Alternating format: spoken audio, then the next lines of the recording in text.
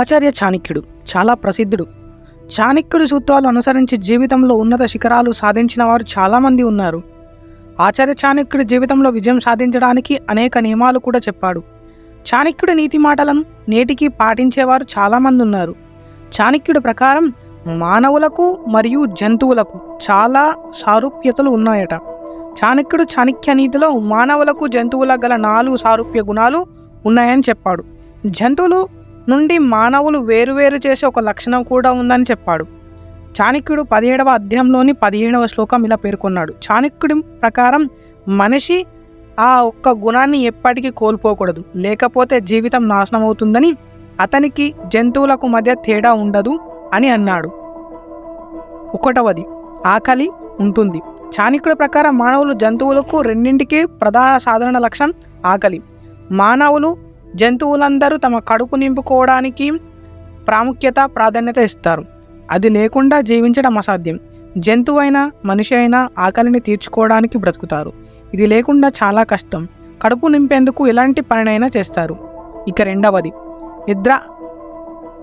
మానవులకు నిద్ర ఎంత ముఖ్యమో జంతువులకు కూడా ప్రతిరోజు అది అవసరం.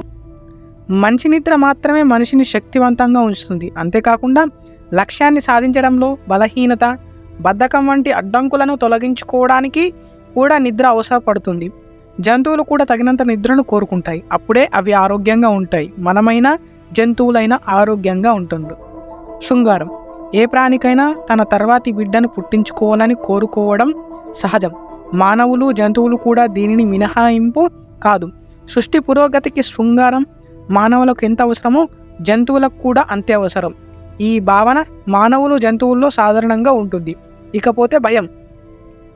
మానవులలో జంతువులలో భయం సహజం. భయం అనేది మానసిక రుగ్మత. అనేక రకాల భయాలు మానవులను ఇబ్బంది పెడతాయి. అదేవిధంగా జంతువులు తమ భద్రత గురించి భయపడడం సహజం. మనిషికి ఎంత భయం ఉంటుందో జంతువులకు కూడా అలానే ఉంటుంది. చిన్న చిన్న వాటికి కూడా జంతువులు భయపడుతూ ఉంటాయి. ఈ లక్షణాలు వేరు చేస్తుంది. జ్ఞానం, తర్కం మానవులు జంతువుల నుండి వేరు చేసే లక్షణాలు.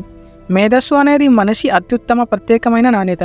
దీని ఆధారంగా ప్రజలు డబ్బును సంపాదిస్తారు, ఆలోచనతో బతుకుతారు, తెలివితేటల శక్తితో జీవితంలో విజయం సాధించవచ్చు. జ్ఞానం లేకుంటే మనుషులు జంతువులతో సమానమని చాణక్యుడు చెప్పాడు. అంటే జ్ఞానాన్ని పెంచుకోనివాడు లేదా జ్ఞానాన్ని ఉపయోగించుకునేవాడు జంతువు లాంటి వాడు. జ్ఞానాన్ని ఎక్కడి నుంచైనా పొందాలి అంటాడు చాణక్యుడు. జ్ఞానం సహాయంతో జీవితంలో అన్ని కష్టాలను అధిగమించవచ్చని చెప్పాడు. చాణక్యుడు గొప్ప గురువు.